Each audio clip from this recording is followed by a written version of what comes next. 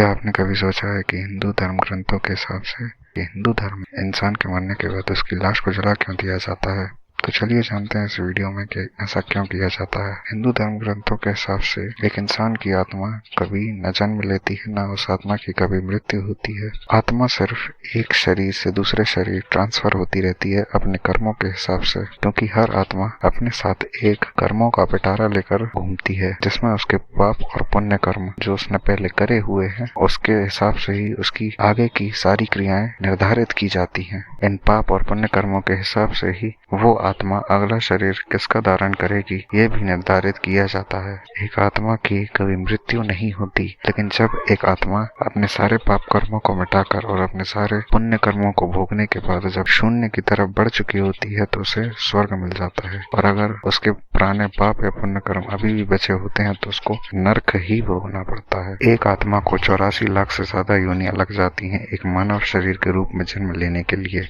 एक आत्मा को मानव शरीर मिलने के बाद ही निर्धारित किया जाता है कि उसको नर्क या स्वर्ग मिलेगा, क्योंकि वो पिछले 84 लाख योनियों में अपना नर्क यानी कि पाप कर्म ही भोग रही होती है। इसको अलग तरीके से भी कह सकते हैं कि वो अपने 84 लाख योनियों में अपने पापों का हिसाब कर रही होती है। आत्मा जिस शरीर में जितनी देर रहती है उस आत्मा को उस शरीर से उतना ही लगाव हो जाता है, इसलिए आम इंसान के शरीर को जला दिया जाता है जिससे उस आत्मा को जल्द से जल्द इस संसार से मुक्ति मिल सके। लेकिन पहले हमने बात करी थी कि आत्मा इमॉर्टल यानी कि अमर होती है और उसका अल्टीमेट गोल स्वर्ग या नर्क होता है। तो उसका क्या? तो उसका जवाब ये है कि पंचभूती शरीर जलने के बाद अगर किसी आत्मा के पाप कर्म अभी भी बचे हुए हैं तो उसको अगले शरीर में ट्रांसफर कर दिया जाता है। लेकिन अगर आत्मा अपने पुराने पाप और पुण्य कर्मों का हिसाब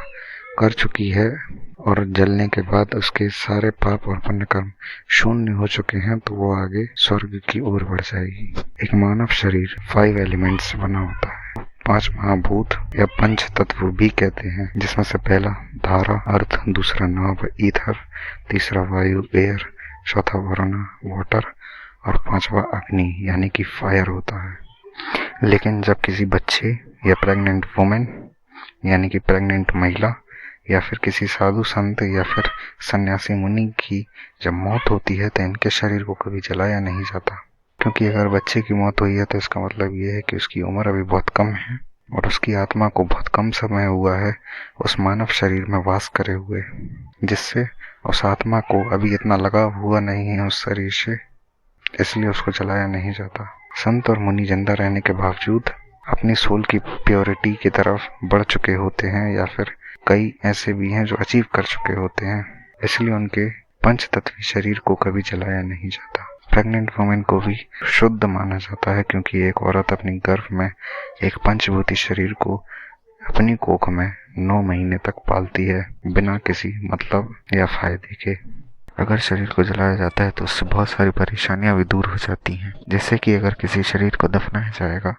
तो उसके लिए बहुत सारी जमीन का वेस्टेज होगा, लेकिन हिंदुओं में ऐसा नहीं होता है। हिंदुओं में एक पर्टिकुलर शमशान घाट होता है जहाँ पर हर आदमी को जलाया जाता है, जिससे कोई भी लैंड का एक्विजिशन नहीं होता है और इससे कोई भी लैंड पॉल्यूशन नहीं होता है। इसका एक पहलू ये भी है कि किसी भी लिविंग ऑर्गेनिज्म की जब मौत होती है तो उसके मरने के बाद उसके शरीर पर माइक्रो ऑर्गेनिज्म काम करना शुरू कर देते हैं और बॉडी धीरे धीरे डिकम्पोज होना, और ये खतरा जब बढ़ जाता है जिसके चलते कई सारे कीटाणु और कई सारी बीमारियां फैलने का भी खतरा होता है। आदमी की मृत्यु किसी बीमारी या फिर कहा जा सकता है कि जानलेवा बीमारी से हुई हो तो जलाने के बाद ये सारी समस्याएं दूर हो जाती हैं, क्योंकि शरीर के साथ साथ वो माइक्रो ऑर्गेनिज्म भी जलकर खाक हो जाते हैं। लेकिन अगर दफनाया जाएगा तो ये सारी बीमारियां फैल सकती हैं। अगला सवाल ये आता है कि क्या आपने कभी सोचा है कि बॉडी के जलाने के बाद एक आदमी उस ऐश या फिर कहा जा सकता है अस्थियों के साथ रहता है अगले 3 दिनों तक? अगला सवाल ये है कि क्या आपने कभी सोचा है कि लाश के जल जाने के बाद एक आदमी उस ऐश या फिर कहा जा सकता है अस्थियों के साथ क्यों रहता है, तकवारी करने में क्यों लगा होता है? ये चीज आज के टाइम पे खत्म हो चुकी है, क्योंकि शमशान घाट वेल ऑर्गेनाइज्ड हो चुके हैं। हर शमशान घाट पे आज के टाइम पर गेट और ताले मौजूद होते हैं और कई बड़े शमशान घाट ऐसे भी हैं जहाँ पर सिक्योरिटी गार्ड्स की तैनाती होती है। लेकिन ऐसा आखिर होता क्यों है? तो इसका जवाब ये है कि ऐसा इसलिए किया जाता है क्योंकि बॉडी या फिर पंच तत्वीय शरीर के जलने के बाद जो उसकी अस्थियां बचती हैं, अगर वो किसी गलत आदमी जैसे कि तांत्रिक या फिर किसी ऐसे आदमी जो तंत्र विद्या को